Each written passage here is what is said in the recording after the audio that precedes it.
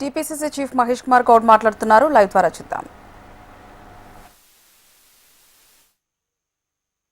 చౌక్ వద్ద ముక్కు నాలుగు రాసి ధర్నా చేస్తుంటే బాగుండేది. మీరు చేసిన తప్పిదాలు అన్ని కావు. మీ తప్పిదాల వల్ల కుమారుల్ని కూతుల్ని కోల్పోయి ఇలా అధోగతి పాలంటి కుటుంబాలు ఎన్నో ఉన్నాయి. మీరు నిజంగా ఇవాళ క్షమాపణ చెప్పి ముక్కు నేలకు రాసి ధర్నాలో కూర్చుని ఉంటే కనీసం చనిపోయిన వారి ఆత్మ శాంతించేది.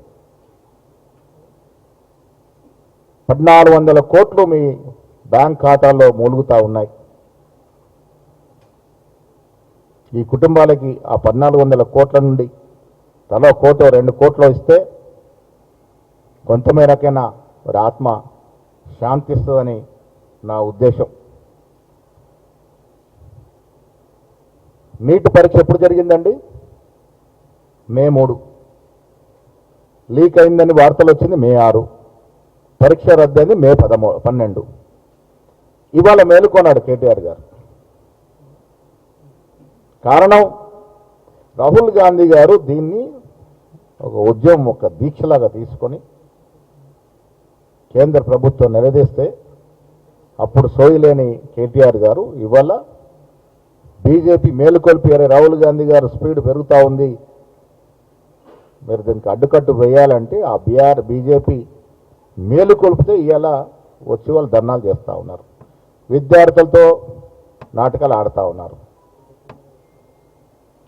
ఇలా చాలామంది దేశంలో రీజనల్ పార్టీ నాయకులు బీజేపీ గుప్పిట్లో ఉన్నారు. వీళ్ళు ఇక్కడ కూడా అదే తంతు జరుగుతూ ఉంది. బీజేపీ బీఆర్ఎస్ పార్టీ వేరు కాదు. బలమైన కారణాలు ఉన్నాయి. గతంలో జరిగిన పార్లమెంట్లో జరిగిన ప్రతి అంశంలో వీళ్ళ పాత్ర ఉంది. అన్ని బిల్లులకు మద్దతు ఇచ్చారు, అన్ని ఎన్నికలకు మద్దతు ఇచ్చారు.